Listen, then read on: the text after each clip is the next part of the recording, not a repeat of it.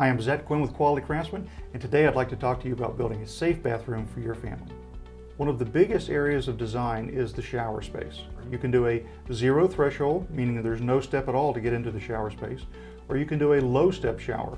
The tub is the next area to consider. You can do a big soaking tub, you can do a jetted tub. Walk-in tubs are extremely popular.